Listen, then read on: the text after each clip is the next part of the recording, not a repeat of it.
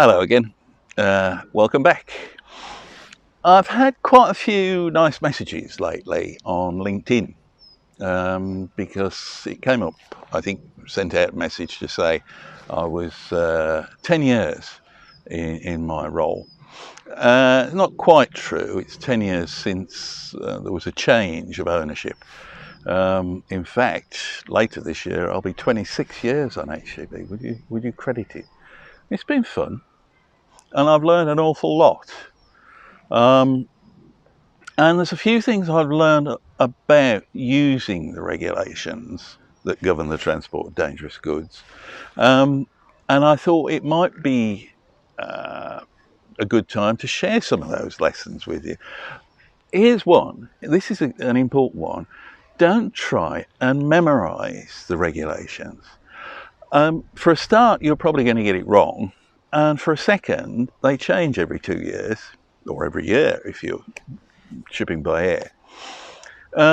So what you need to do is not memorize the regulations, but understand how to use the books themselves. That's the key. The second thing I've learned is that whatever you're doing, or whatever you're shipping, there may well be a cheaper or better way of doing it.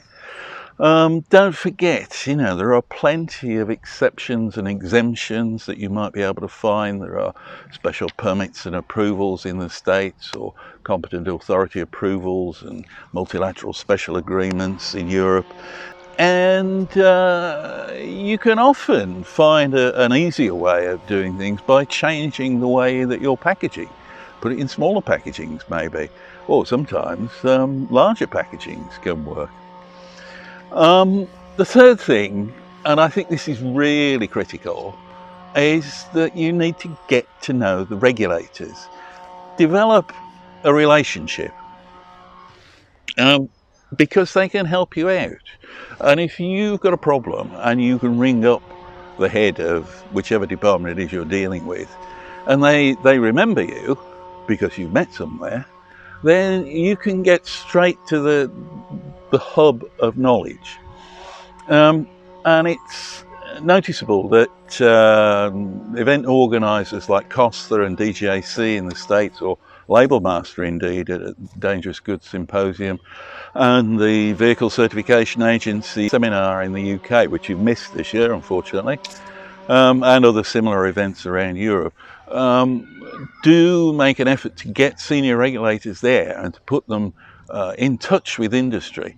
And they give you the chance to tell them about your problems, ask them about the solutions. What did they have in mind when they wrote this regulation? And what am I supposed to do about it?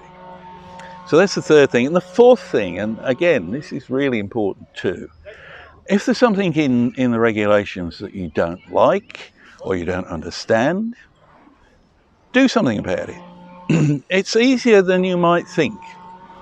And again, if you know the regulators, or you can work through your trade associations, they've probably got relationships with those regulators as well, and get amendments put before the relevant committee.